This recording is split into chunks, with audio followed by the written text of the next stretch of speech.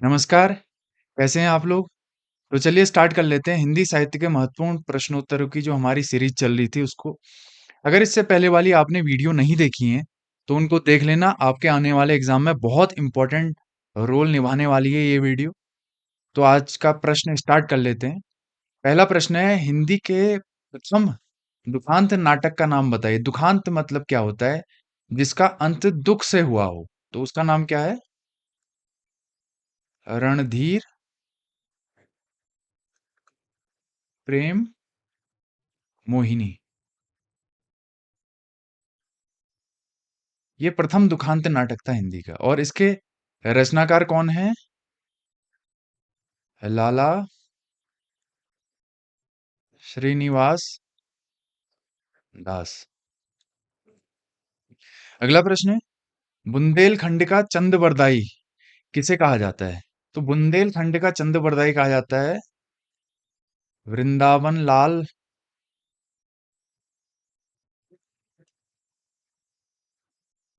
वर्मा जी को।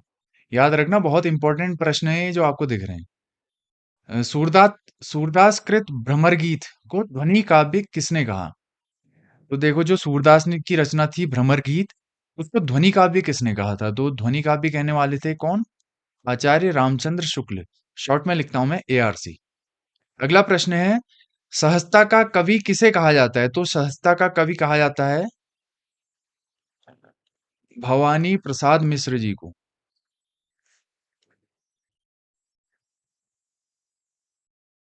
अगला प्रश्न है रीतिकाल को गुंडेपन और शोहदेपन की हरकत किसने कहा? ये भी बहुत इंपॉर्टेंट प्रश्न है। तो ये किसने कहा है? ये कहा है मार्कंडेय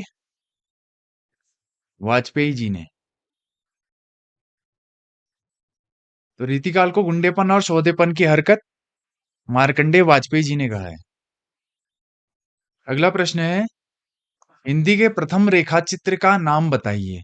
तो हिंदी के प्रथम रेखाचित्र का नाम क्या था? आपने नाम सुना ही होगा,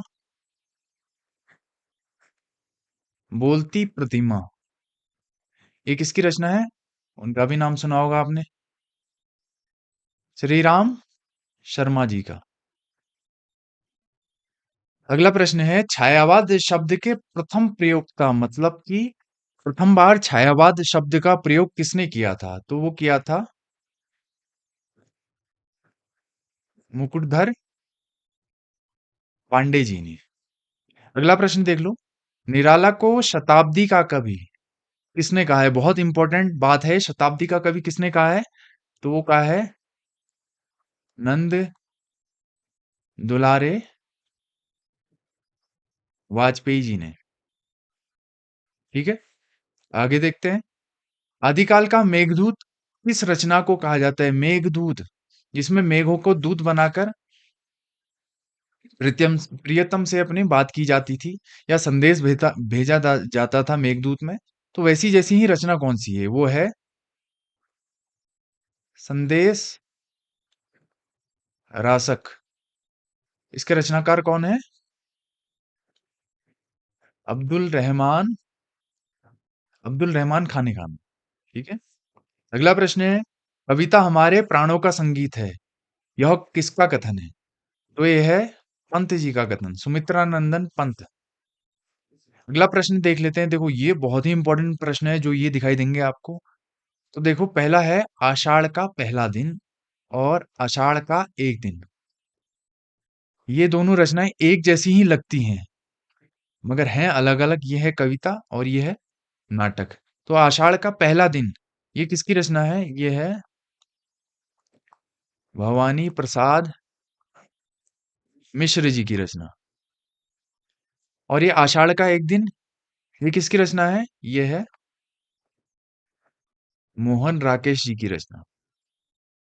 याद रखना बहुत इंपॉर्टेंट प्रश्न है। अब देखो ये भी एक जैसी ही रचना है, तो एक जैसी रचना को मैंने एक साथ लिखा है। जूही के फूल और जूही की कली दिखने में सेम टू सेम लग रही हैं, बिल्कुल एक जैसी ही रचनाएं लग रही हैं। मगर जूही के फूल किसकी रचना है? राम कुमार वर्मा जी की। और जूही की कली किसकी है? निराला जी की। अगला प्रश्न देख लो, चार एकांकी और छह एकांकी एक जैसी ही रचनाएं लग रही है, कहीं पर चार लिखा है मगर एक में लिखा है छह। तो जो चार एकांकी रचनाएं ये है उदय शंकर भट्ट जी की,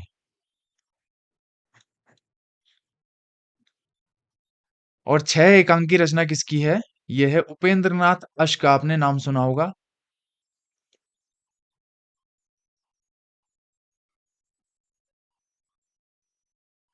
आगे देखो, देखो एक जैसी ही रचनाएं लग रही है, सन्यासी एक नाटक है, एक उपन्यास है, और ये सन्यासी शुद्ध अशुद्ध में लिखा हुआ आता है कि सन्यासी कैसे लिखते हैं। तो दो नौ होते हैं इसमें, एक बिंदा ऊपर है, एक देखो ये नौ लिखा हुआ है, ठीक है।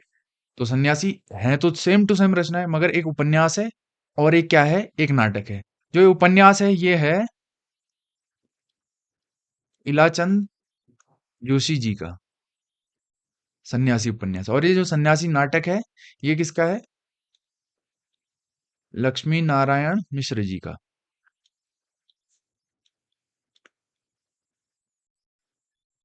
आगे देखो, निराला का मूल नाम क्या था? तो इनका मूल नाम था क्या? सूर्य कुमार। अब ऐसा मत समझना कि सूर्यकांत त्रिपाठी निराला, ऐसा नहीं, मूल नाम पूछा है, सूर्य कुमार था। तो कैसी लगी आपको वीडियो, बताना जरूर। Thank you so much.